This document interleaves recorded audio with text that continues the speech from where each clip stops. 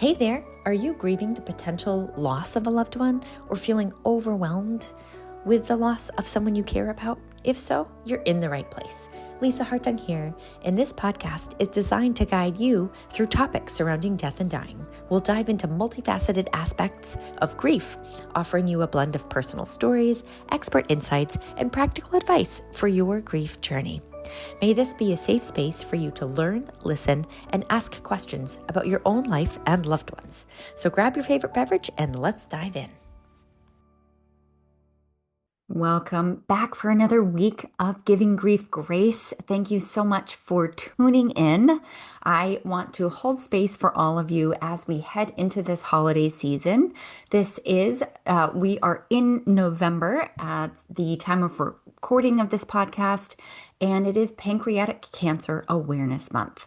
So please know I'm thinking of you, all of the pancreatic cancer fighters and strivers and angels and caregivers. You are so close and near and dear to my heart.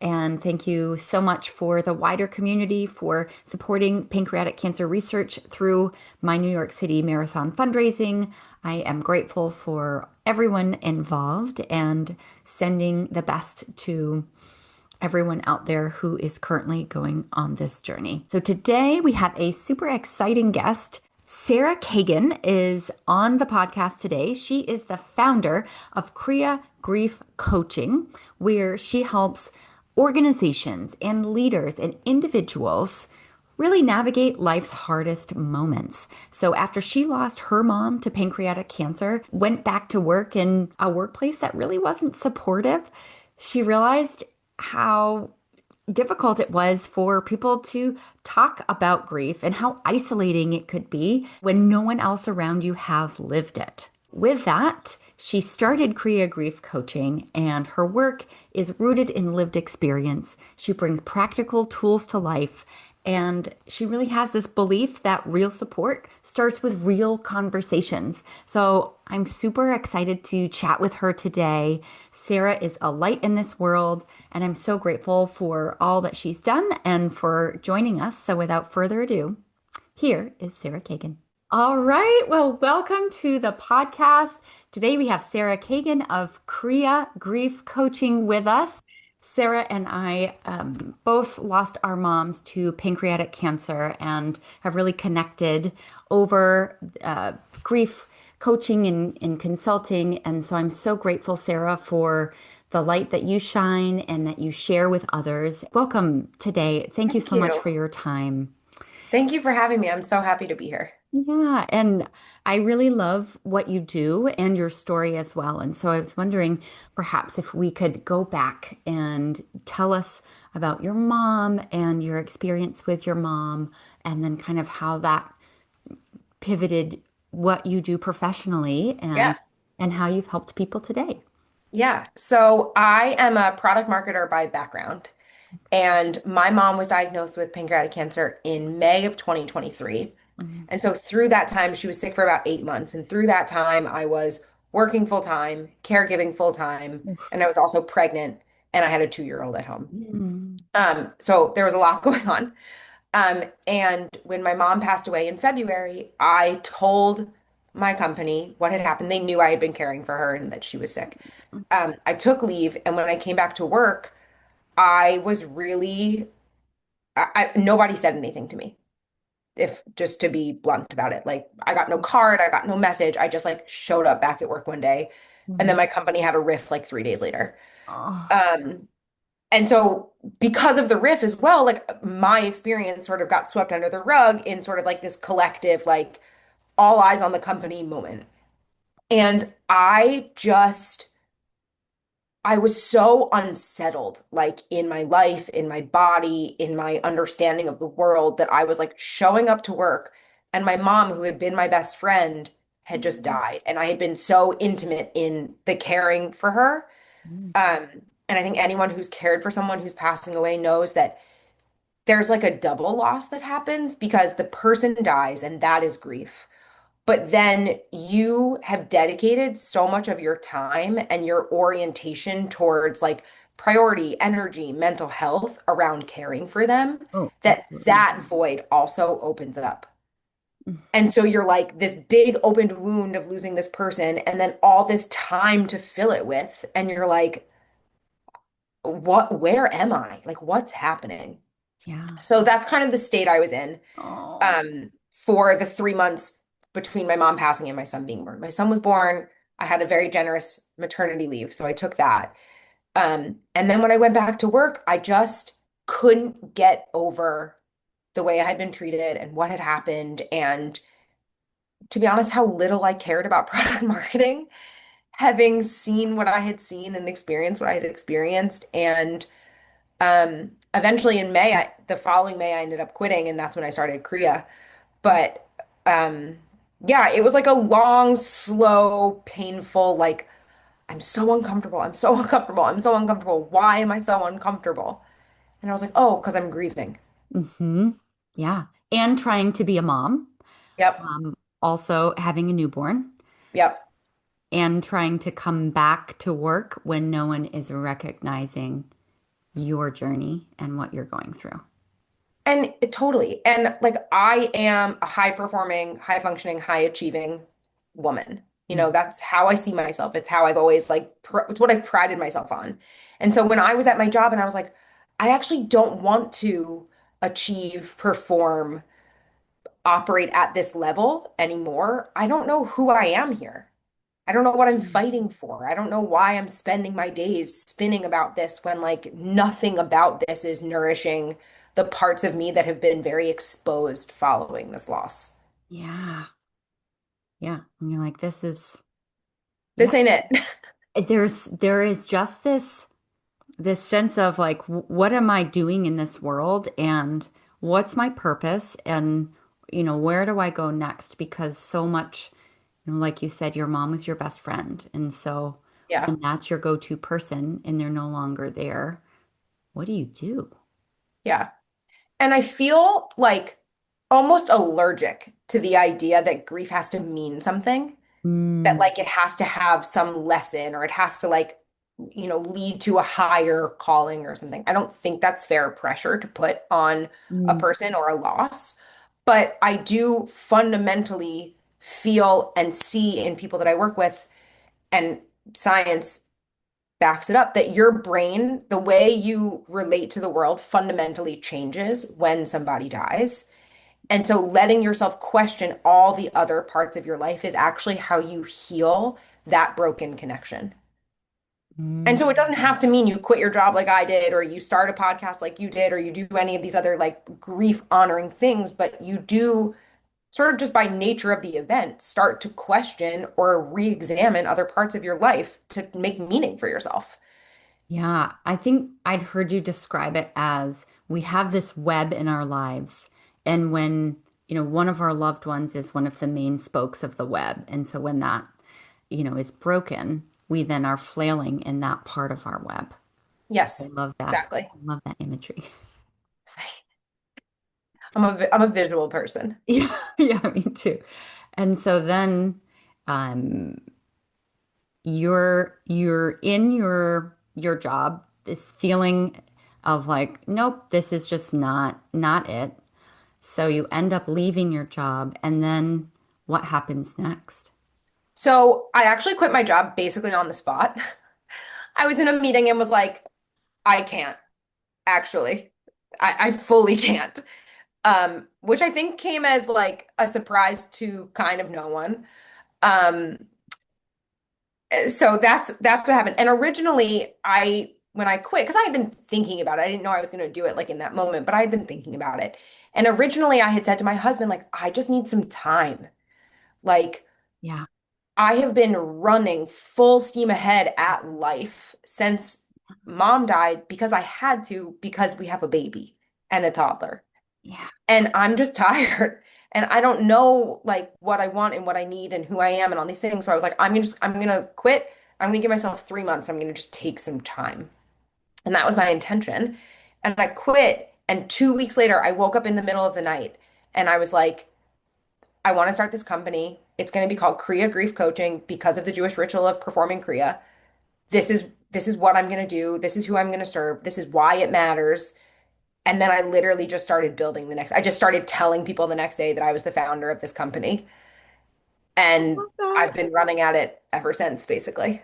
And then for listeners who don't know what the Kriya ritual Oh, is, sure. Yeah. yeah. So, Kriya is one of the Jewish rituals of mourning. And historically, it was a cloth. Today, we wear like a pin with a ribbon that you rip the day of the funeral. And what the cloth and the torn ribbon symbolizes is two things. One, for the people who are mourning, it's symbolizing this rip in your heart. Your heart is torn open. But for people who see someone wearing a Kriya ribbon, it's also a symbol that you are open to love and support from your community. I love And that. so it's this beautiful practice that really, I think, addresses the two major gaps that we have in our current world around grief. And one is like the destigmatization of a griever to be able to say, hey, this really hard thing happened to me, and I need you to know that. Yeah. And then on the other side, creating systems where people can recognize and support that and know what to do so that we're not leaving this other cohort sort of out in the dust to fend for themselves and like be this big vulnerable person with no one on the other side. Yeah. So it really opens up, it's the invitation, it's the unspoken invitation Yes. of saying, I'm here for you. I potentially have been through it too, or, we're here to support you. And so you wake up in the middle of the night, you have this whole, that's a divine download. I mean, Yeah, goodness. that Um, was Paula for sure. yeah, yay, Paula, that's your mom's name. And I can just see that is just so wonderful that, she helped you come up with this concept. And so I love that you just started telling people about it. And so one thing that I really like about what you offer is there's a little bit of something for everyone, Yeah. depending on where they are. So maybe you could tell us a little bit about the different options. Yeah. So originally, when I started Kriya, my focus was on corporations and helping HR professionals, leaders, people, teams build norms and structure around how to handle grief in the workplace.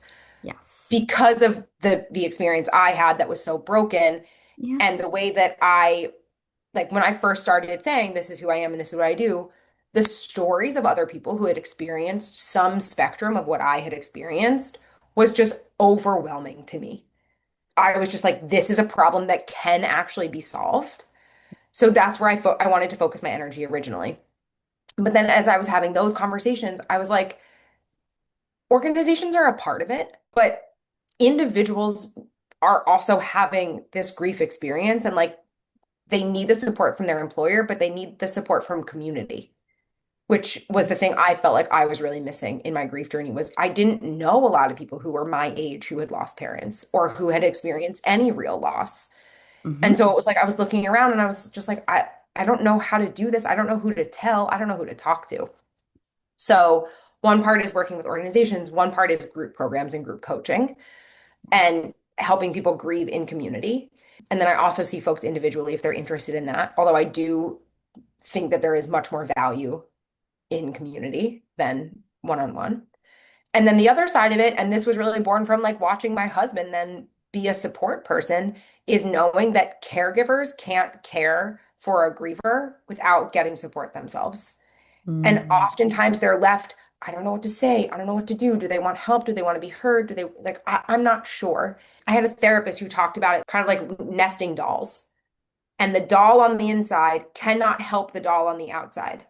The doll on the outside has to go to the next doll on the outside. And so if you're a griever and your immediate circle doesn't have someone outside of you to turn out for support, they can't turn in. So then that's why I started also supporting caregivers and people who are managing or just guiding someone else who's going through grief. Yeah, because that's a whole nother element of support that is needed. Um, Totally. yeah, And I when you think. think about it, like husbands or partners or families are also going to go through grief. Like it doesn't have to be your person for the people around you to experience grief because of that. I'm sure my husband would say our lives look different because my mom died. And those are some of his dreams and his perspectives and his um ideas about what the future looked like that are also no longer going to materialize in our lives the way that we had planned. And he deserves to be heard in that, Yeah. Oh. but not from me. Like, talk to someone else about it. Just don't talk to me about it. I'm like, oh gosh, like I never supported my husband in this. This Not your job. Not your job. Yeah, when we were going through my mom's illness, my husband had lost his father very Mhm. suddenly with a heart attack a number of years before, and so he had the that lived experience. Yeah, I felt was able to bring a different perspective to the situation with my mom, although totally. mom's was much more drawn out. But Yeah. just the loss of that family figure. But you talk about the sandwich generation, and yeah, I'm here with you. I think that we're heading into that with our peers of we perhaps may have been the first ones of Yeah.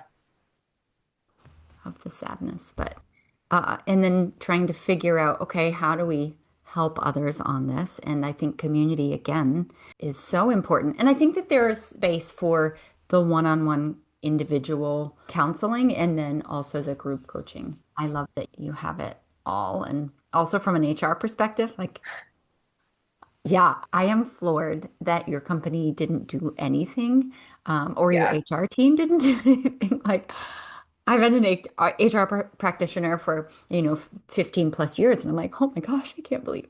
Like, In my exit interview, they said, what could we have, the classic, like, what could we have done to get you to stay? And I was like, acknowledge when my mom died. yeah, And our HR leader was like, oh, you know what? I do kind of remember that happening. I should have said something. And I was just like, mm-hmm. yeah, yeah. Yeah. It's compassion. We are all humans. Yep. And you have to go through that. I mean, you could be coming back to work and you're just staring at your screen because your mind is elsewhere, or you don't have the energy to even do whatever jobs you're in or the tasks that projects you're working on. And then in meetings, it's like, well, what is this? Like, what does life really mean? Totally. Does this really matter in the grand scheme of things? Like, these are Totally. things that go through your head, and it's like fight or flight mode, really. I know. And Um, then they're like, can you get that PowerPoint to us by the end of the day? And you're like, sure. Or it's like, well, does it matter really? Because I Right. like my Right. mom still died, and so Right. yeah, Totally. yeah, it's hard. I also think just with pancreatic cancer, you'd spoken about that you have family history with it, and so it's another element when you've walked someone else down that path and you know what to expect, Yeah. which is the hardest. Is a really hard kind of egg to crack. When you work with individual or groups, how big are Mhm. those groups? And is it a 6 week program or six Yeah. month program? Yeah. 6 weeks. 6 weeks. So we meet weekly for 6 weeks. I cap them at 10 Yeah. because I still want people to feel like everyone has airtime. And for anyone who's been a part of a group program, one of the beautiful things about group is that in any given session, someone else has the opportunity to sort of take the stage.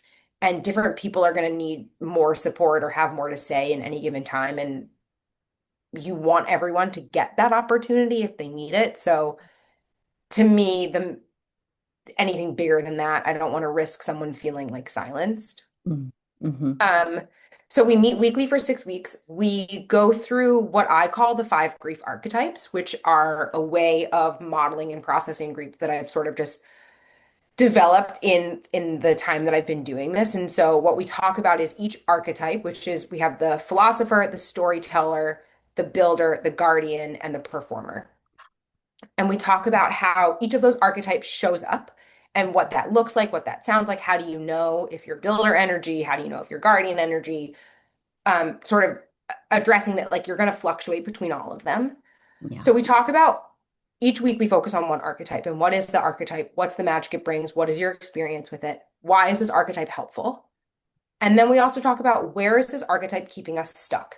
So where does your indexing towards the guardian, which is the person who's like caregiver, supporter of everybody else, like how are you, but how are you kind of Right. energy? Yeah. Where is that keeping you stuck? how is that stopping you from asking for support, sharing your story, being honest about what you need, like receiving? Hmm. And then each week I offer a practice for folks to engage with to see what it's like to either dial up or dial down that archetype, depending on where you're at.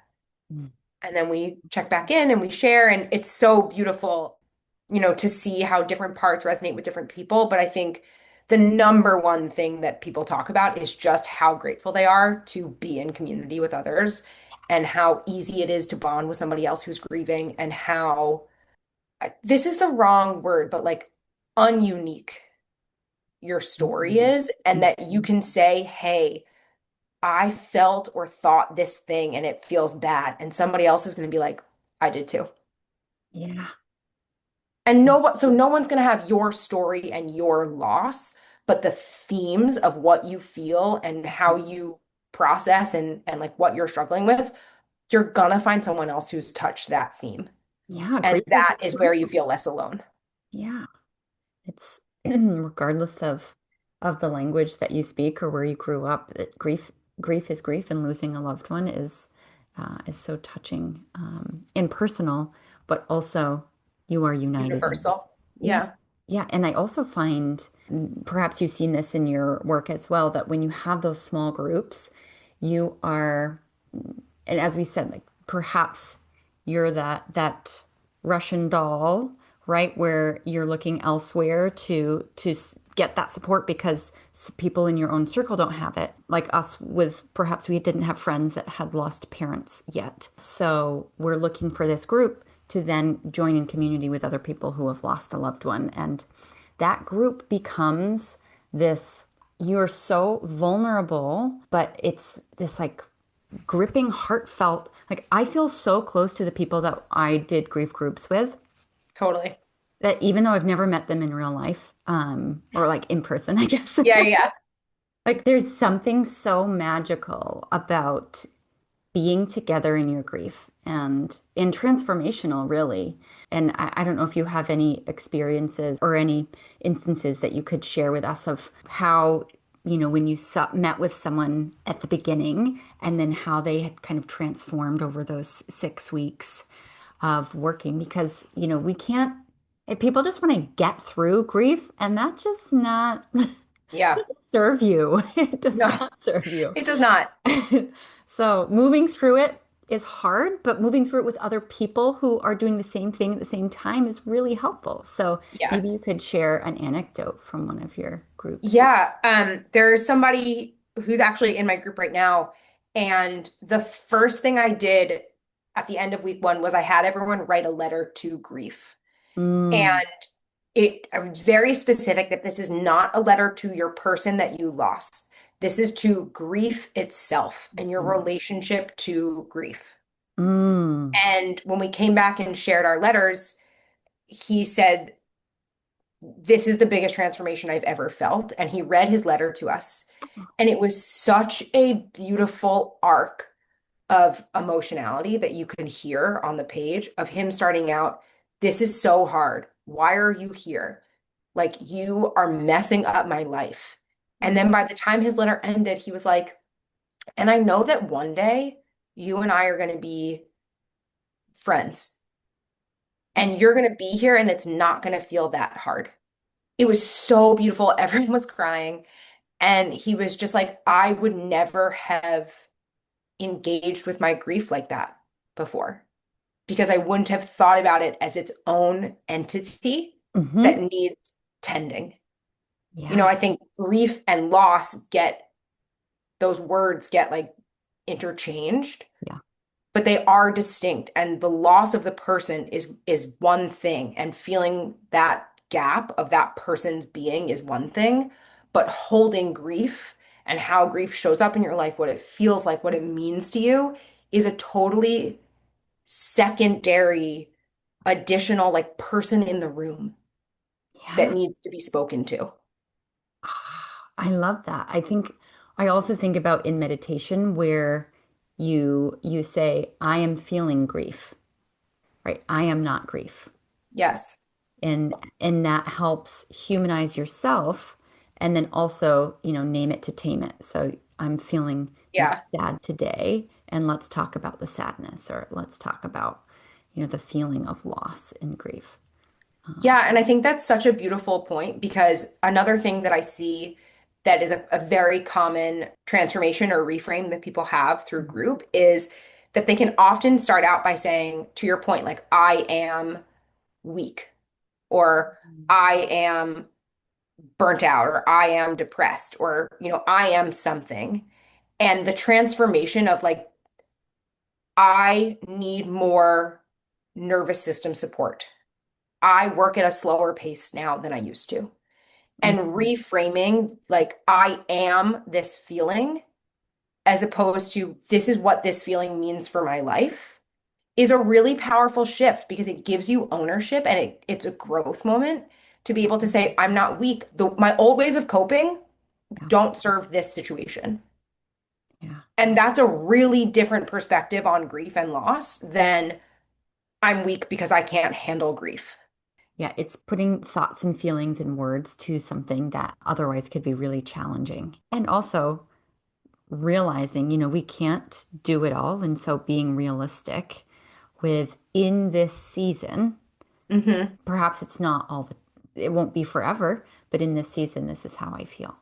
Yeah. Um, And I think that's where there's also so many parallels between grief and motherhood, mm, which I felt very strongly. I'm curious if this resonated with you too. Caring for my mom as a mother, I felt so many of my maternal instincts mhm, and tools and strategies be really supportive in that caregiving role as they were like with my toddler. Often in motherhood, you hear people say, this is a season, this is a tough season. Motherhood won't always feel this way. Your child won't always behave in this way, or this is a moment in time. And grief is the same thing. Like, yeah, motherhood doesn't go away, but your season of it changes. And grief doesn't go away, but your relationship to the season will change. So sometimes that's a heavy season. Sometimes that's sort of a like back of the mind season. Sometimes it's a positive season. I can tell stories, I can show pictures, I can like laugh about it, but it's always going to change. You're going yep. to go back, you're going to go forward. Yeah, and you don't know when it's coming. Seasonally it can, and especially in that first year, and the year of firsts is difficult. Yeah, I love that comparison of it's a season similar to motherhood. And I definitely felt people have always said, "Oh, Lisa, you're like a mom. Like you're gonna be a really good mom when you have kids." Yeah. So I've always been an old soul. Yeah. I always had the snacks and all the water for Right, right. everybody. But definitely did feel caring for my mom in the last year of her life and my daughter in the first year of her life, all at the same time. There are parallels, right? Because my mom was losing her functions while my daughter was gaining hers. And Yeah, so it's really the cycle of life, and living it was really beautiful and challenging at the same time, like absolutely. deeply challenging. But I think that being a mom also gave me the strength to persevere. Yep. I Uh, think often about I think it's Dr. Becky who talks about, I mean it's any like parenting guru mhm. who talks about this idea of mothers or parents being the strong, sturdy leader. Mm, mhm. And that's what I felt so strongly in raising my son while caring for my mom was someone who was like, okay, you have this choice or this choice. Which one would you like? I Yep. hear you don't want to do this thing right now, and we have to. And being that strong, sturdy leader, like being able to turn that on when you needed it, and then be able to turn it off when you needed a moment to like be supported by somebody else or just break down for yourself. Yeah. But that leadership is, I think, where motherhood and caregiving like really collide. Hmm. Yeah. Yes, because while you're caregiving for a parent, it can also be like, okay, it's taking you 15 minutes to put on your shoes. Like, let's Yeah, practice patience here. right. Or like if I, like when my mom was feeling really sick from chemo, and I was Mm, like, okay, well, you have to eat. So instead of other people in my family being like, what would you like? What sounds good to you? What are you thinking about? I was like, I'm going to make you this or this. Yeah. Yeah. Which And one do you helping, prefer? sort of like focus that energy somewhere.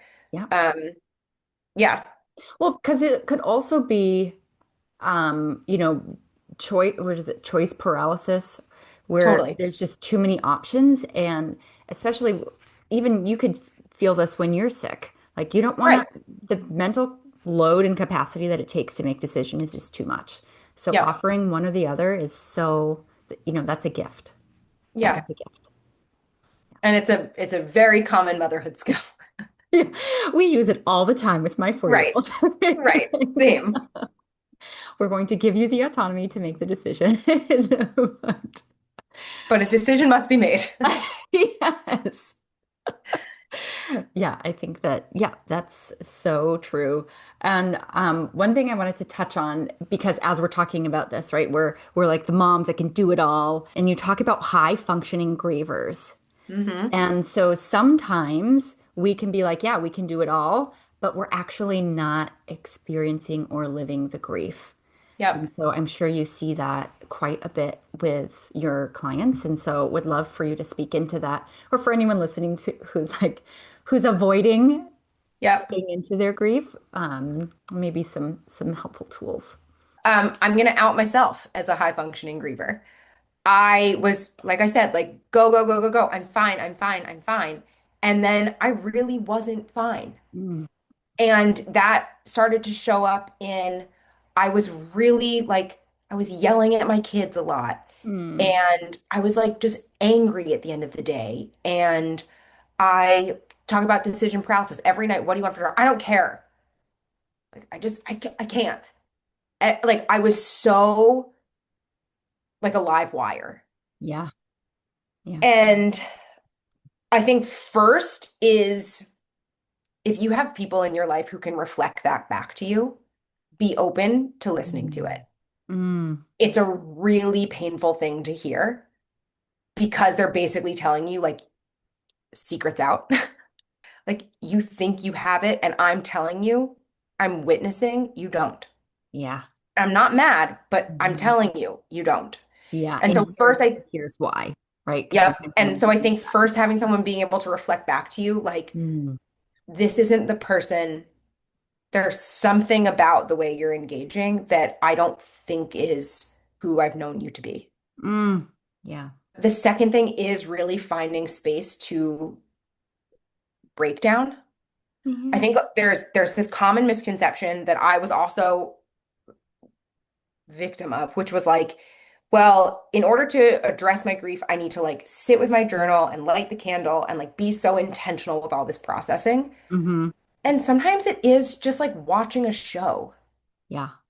Sometimes it is the Mindlessness. doing nothing. Yeah, mindlessness and giving yourself a break, especially when you equate worth with productivity Mm, or achievement. yeah. Then you're like, well, in order for me to grieve effectively, I need to have something to show for it. And that means I'm going to train for a marathon, or I'm going to write in my journal, or I'm going to produce something. Hmm. Because that is how I relate to things. But a Hmm. lot of the time, what you really need is just complete and utter rest, like a very deep nervous system downshift Mm, for a prolonged period of time. And yeah. 20 minutes is not it.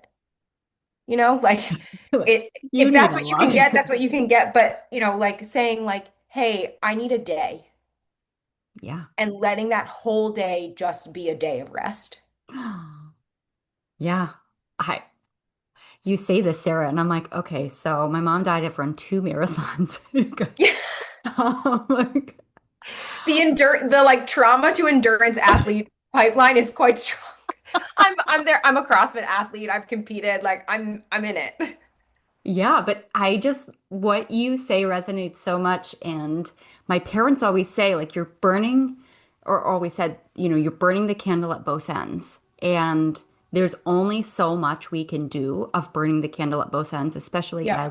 as moms and as grievers and as professionals. So the idea of taking a step back, I honestly I cringe thinking about a day without doing anything. I'm like, Especially when you have kids. I'm like, Yeah. what are we gonna do? Um, so I have sabbatical coming up at my day job this next year, and I'm like, I want to do Eat, Pray, Love. I want to go to an ashram in India, and I don't want to speak to anyone. Like this is like a silent meditation Yeah. retreat, and it's going to be, at least 7 to 10 days. And so thinking about planning that but also being realistic and like not everyone has that opportunity. Yeah. So how can we bake that in to our grieving or practices? Is that an afternoon where you have a spouse or a babysitter come and get the kids so that you can have just a moment to yourself? Yeah, I think that's a really good point because I went to Canyon Ranch in Arizona for a week Mm, when I was like really at my peak of not handling it well. yeah. And I was like, this is the only way I can think to do it is one, I took a month of FMLA and then I spent a week in Canyon Ranch. And that I know is a big privilege. But I think that the lesson that I learned underneath that was asking for help. Mm, And so I don't want to say it doesn't matter what it ends up looking like, yeah. but building the muscle of asking for help and saying, I need to pause in this way that I've been achieving, or I need to take a step back, or I need someone else to step in. Yeah. And then what you do at that time almost doesn't matter because it's the recognizing that you need the time is the first biggest step. Yeah. Because that's what's so hard about being a high functioning person, It's right? Is you're like, I I do it can do all it. the I'm time. fine. I got it. I got it. It's fine. I got it. But you don't. And Yeah. instead of waiting for a breakdown or someone Hmm. else to reflect back to you, I'm not sure that you do, being Yeah. able to say, you know what? I don't feel good and I need some space to feel different Mm. is so important because that's Hmm. the autonomy too. Yeah. Yeah. That's like the sustainable way.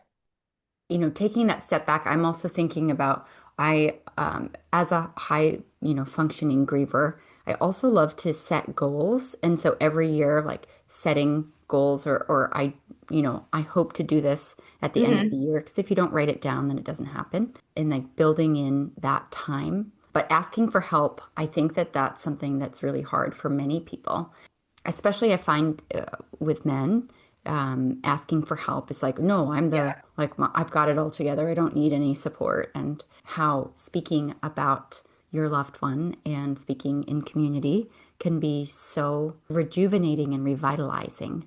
Yeah.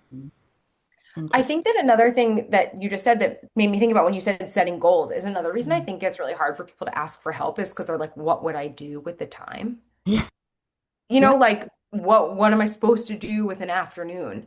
And I think part of what's interesting about grief is it does like open up this part of your brain that's open to new experiences hmm, and ways of expression and processing. And so I often find that for folks, like any sort of creative activity yes, is really helpful. So, like mhm, painting, writing, drawing, not for production value, not for like, for I have to be a play. painter, just for fun, just for play. And maybe that's like signing up for a class. And you say, hey, I don't know if I care about this, but I'm going to sign up for this 3 month pottery class. And so the help that I need is for you to watch the kids for this time while I go explore this part of myself. Mhm. And just let yourself try things on and let yourself play and let yourself just have space to explore, even if you're not sitting exploring grief. Because a lot of the time, when you sit and explore grief, you're not going to get anything out of it because you can't like squeeze it out of you. Yeah, You know, you kind of have to like relax into it. yeah, And that's where you can have some of those thoughts and new perspectives is when you're like, okay, I'm open hmm, to what comes to me because I don't have to do something else right now. hmm, hmm. Yeah. And it's that playful freedom that we will give it to our kids in a heartbeat, but when we think Totally. about it for ourselves as adults, we're like, no, like why would I give myself that? Yeah, Like, oh, you want to take a cooking class? Well, that's expensive. But if your it's kid wanted to frivolous. take one, you'd be like, absolutely. Totally. Like, you're going to learn cooking skills. And we're going to get an apron and we're going to do the whole thing. You're going to love it. Totally. Yeah. So it's like, how do we give ourselves that nourishment? And we Totally. all need it. And so it's okay to ask for help. I think that's the big premise of this. It's okay to ask for help. Yeah. Community is so vitally important. And Sarah, I feel like I really we could chat forever because, you know, we have similar experiences and we just are speaking the same language. And for listeners who, you know, are on their path and on their journey, how can they, you know, get in touch with you and work with you on their own paths? Yeah. So they can find me at KeriahGriefCoaching.com, Keriah coaching.com. I'm actually running a workshop the first week of December called the Grief Reframe. It's going to be a virtual 75-minute workshop where we're going to reframe that narrative around grief. So that example I gave earlier of like, I'm weak. Yeah. How can we reframe that to, I need to find new strategies for supporting myself, Mm, and engaging in that exercise. And then I'll be running a new group program starting in January. And then folks can find me on Instagram at Grief Coach Sarah or on LinkedIn just under Sarah Kagan. I love that. And we will make sure that we link all of that in the show notes. But Amazing. such a gift to chat with you today, Sarah. You Thank you so too. much for all that you do for the world. And I'm thinking of Paula as we head into the holidays and your And loss. Emily. Yeah, Yeah. thank you so Thank you much. for holding this space. Thank you. Thanks so much for listening to this week's episode of Giving Grief Grace. If you found the content interesting and think it could help a friend or a loved one, please share it with them. Subscribe to this podcast and get a weekly dose of positivity. And while you're at it, please leave a review. If you enjoyed the show and want to support me financially on my grief journey, I'm raising funds for Project Purple, a nonprofit whose mission is to see a world without pancreatic cancer. I'm doing this by running the New York City Marathon in November 2025, and I'll leave a link to my fundraising page in the show notes. If you've lost a loved one and are looking for support in an online community, consider joining our free private Facebook group, Giving Grief Grace. May you be kind to yourself in the week ahead and give yourself grace. Thanks so much for listening, and we'll see you next week.